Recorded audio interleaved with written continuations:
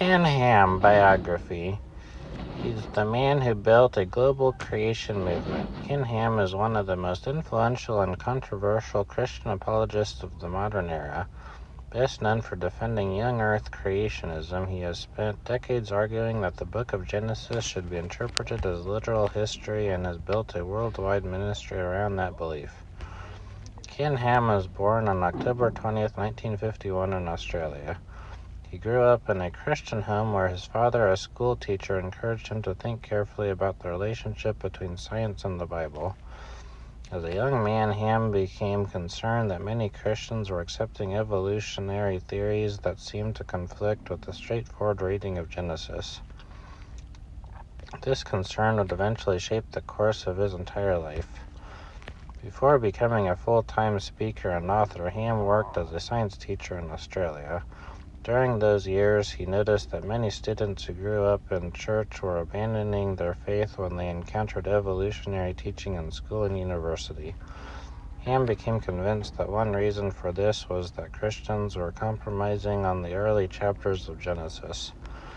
He began speaking at churches and conferences, arguing that the Bible's account of creation, Adam and Eve, Noah's flood, and the age of the earth should be accepted as a historical fact. In the late 1970s and early 1980s, Ham became involved with creationist organizations in Australia. His energetic speaking style and ability to communicate complex ideas to ordinary audiences quickly gained attention. Soon he was invited to the United States, where interest in creation science was growing.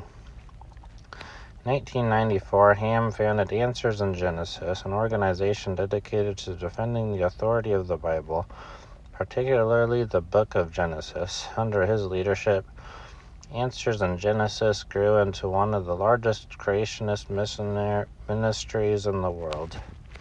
The organization publishes books, articles, videos, educational materials, and a popular website that reaches millions of people annually. Ham's influence expanded dramatically with the creation of the Creation Museum, which opened in 2007 in Kentucky. The museum presents a young earth creationist interpretation of history, including exhibits that depict humans and dinosaurs living at the same time. The museum attracted enormous public attention, drawing both enthusiastic supporters and sharp critics. Not content with the museum alone, Ham pursued an even more ambitious project. In 2016, his organization opened the Ark Encounter, a massive life-sized reconstruction of Noah's Ark based on biblical dimensions. The attraction became one of Kentucky's most visited tourist destinations and further established Ham as one of the most recognizable figures in modern creationism. One of the defining moments of Ham's public career occurred in 2014 when he participated in a highly publicized debate with Bill Nye. The debate focused on whether creationism is a viable model of origins in the modern scientific era. Millions watched the event online, and it brought Ham's views to a global audience. While supporters praised his defense of biblical authority, critics argued that his scientific conclusions were unsupported by mainstream evidence. Throughout his career, Ham has written numerous books and spoken at thousands of events worldwide. His central message has remained remarkably consistent, that the authority of Scripture begins in Genesis, and that Christians should trust the Bible's account of creation even when it conflicts with prevailing scientific theories. Ken Ham's legacy is significant regardless of whether one agrees with his conclusions.